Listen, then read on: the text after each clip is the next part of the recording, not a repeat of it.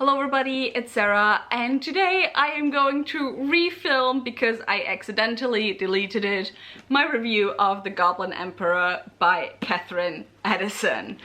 I am so angry at myself for deleting it because my first review I filmed pretty much after I finished this book. Now it has been quite a few weeks, almost a month, so obviously everything isn't as fresh on my mind as it used to be. Also, I'm sorry if I am wiping my face a lot. I am so sweaty right now. You can probably see how shiny I am. Anyway, TMI. As always, this review will be spoiler free. I will start with a little summary of this book.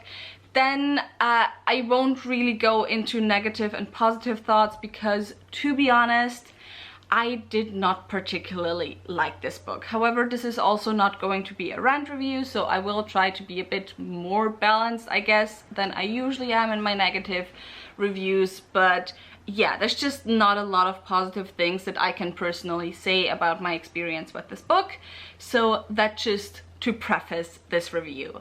But now first let's talk about what this book is about. This is an adult high fantasy. I don't know if I want to call it standalone. It is a finished story, but there has since been a sequel published. However, I believe the sequel follows a different character and isn't directly, you know, after the story, so I still think you can read this as a standalone.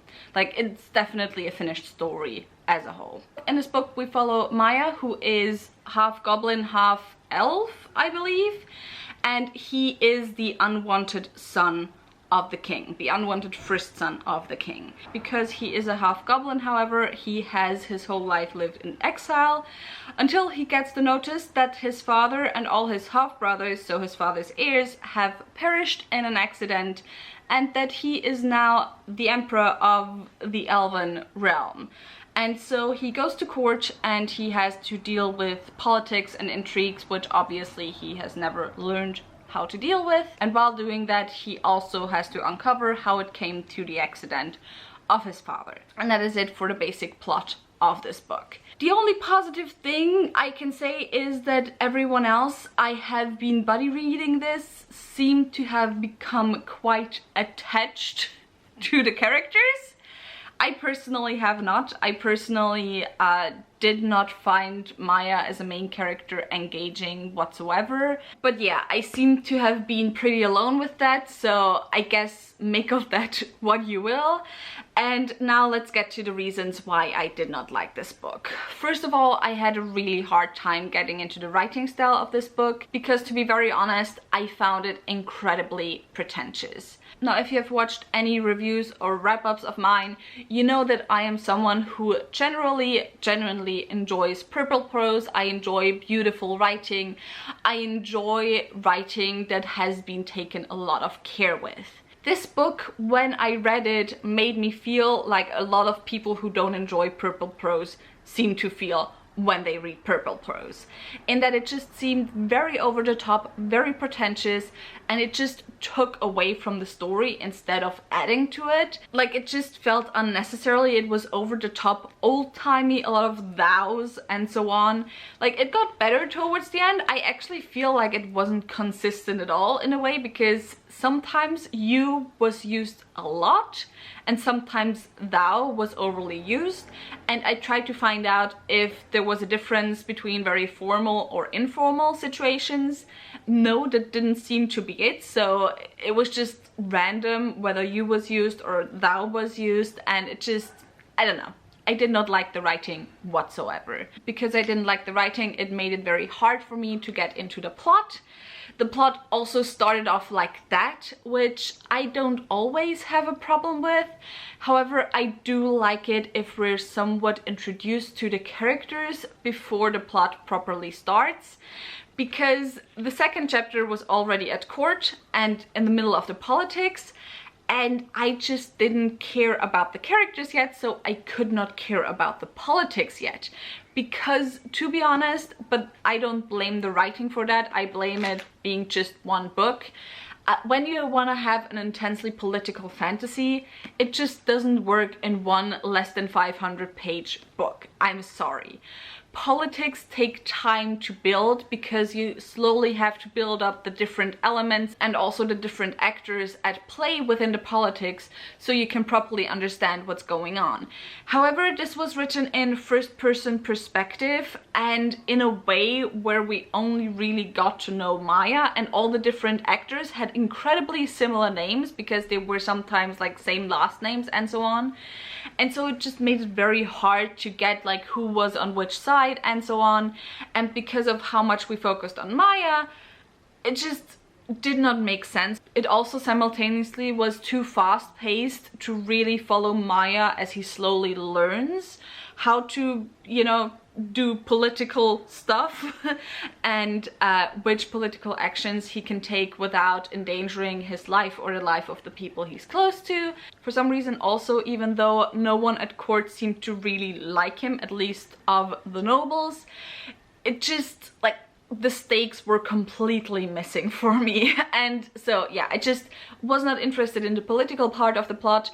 And then also there was just too much plot for a less than 400-page book. There were like about 5 different political intrigues going on.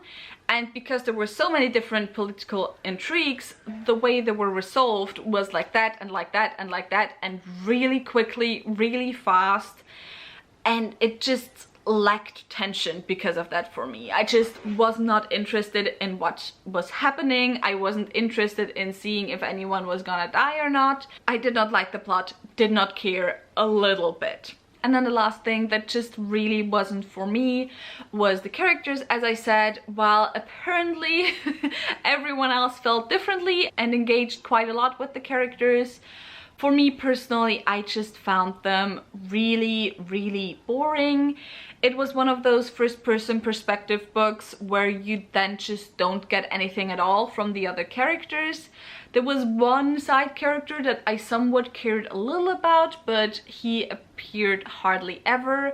And Maya himself was a very passive character. And once again, as with Purple Prose, there are a lot of passive characters I really like, and a lot of stories where I think passive characters really serve the story and really help make the point the story wants to make. However, with Maya, that just really wasn't the case at all. I found him, like, even though I understood somewhat why he was the way he was, I found him very whiny, I found him kind of annoying, and I just did not care for him whatsoever. It was what it was, and probably if this wasn't a buddy read, I would have DNF'd this. However, with this one, I do know that I was not alone, because even some others in the buddy read chat were like, yeah, if this wasn't a buddy read, I probably would have DNF'd before I started caring for the characters, which was towards the last third of the book. So yeah, I just thought I'd share that information there, but overall, sadly, this is not one of the books where I can say, yeah, it wasn't for me, but I can still recommend it. For this one, I just have to say, like, past this one, there's so many better fantasy books, even fantasy standalones out there, and yeah, just wasn't for me whatsoever.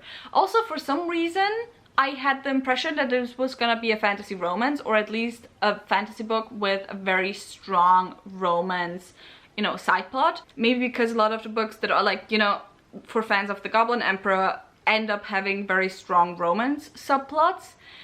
But there was not a romance in there whatsoever. So yeah, if you have the same misconception of this book as I had, be warned about that. And yeah, with all of that said, that is it already for my review of The Goblin Emperor. If you have read this book, please share your thoughts on it down below. If you haven't read this book, tell me, did I just discourage you from picking it up? If you enjoyed this video, maybe think about giving me a thumbs up and also maybe subscribing. All the links to my social media, as well as to my book club of Queens, Witches and Valkyries, where we read one L5 fantasy book written by a woman or genderqueer person per month, where we also read this book in, will be linked down below, so go and check those out as well. And so with all of that said, I hope I'll see you very soon. Bye!